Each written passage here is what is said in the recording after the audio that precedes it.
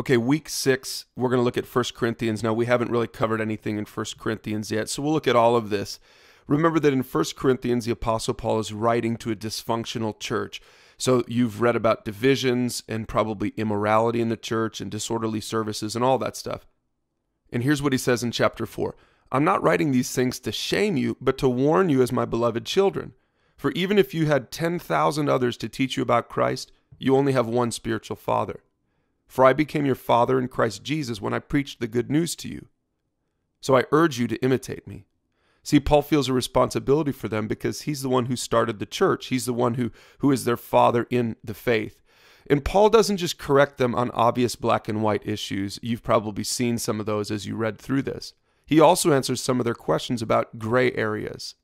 Chapter 8, he says, now regarding your question about food that has been offered to idols. He's talking about the dilemma of, in the markets at that time, there were pagan idols, and after the food was sacrificed to the idols in these pagan ceremonies, a lot of times it would be sold on the market and it would be deeply discounted because of that.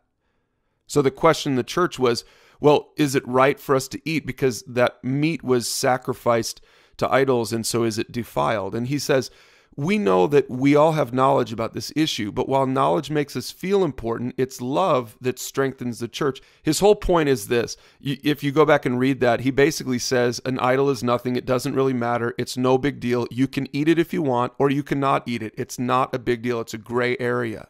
So he basically is saying there's freedom in this. But look at what he says in verse 9. He says, but you must be careful so that your freedom doesn't cause others with a weaker conscience to stumble. See, he's saying this. Some of you realize what I realize. You have the knowledge to know that an idol is nothing. It's no big deal. So go ahead and buy it. It's cheaper. Why not? But he says this. Don't indulge your freedom if it causes a brother in the church, someone who's in the church, who doesn't feel that same kind of freedom. He says, don't make them stumble because of your freedom. If they have a weaker conscience, then what he says is, if what I eat causes another brother to sin, I will never eat meat again as long as I live, for I don't want to cause another believer to stumble. His point is this. Yes, you have freedom, but more important than your freedom, more important than your liberty is love. It's more important that you love the people around you who are believers, and that you do whatever you need to do to love them and to show that love, to express that love to them. So he says it's no big deal to eat the meat sacrificed to idols, but if it's a big deal to my brother, then I'm not going to do it because I don't want to hurt him. So see, Paul deals with the black and the white, but he also deals with the gray. Now, why don't you hit pause, talk about it for a minute.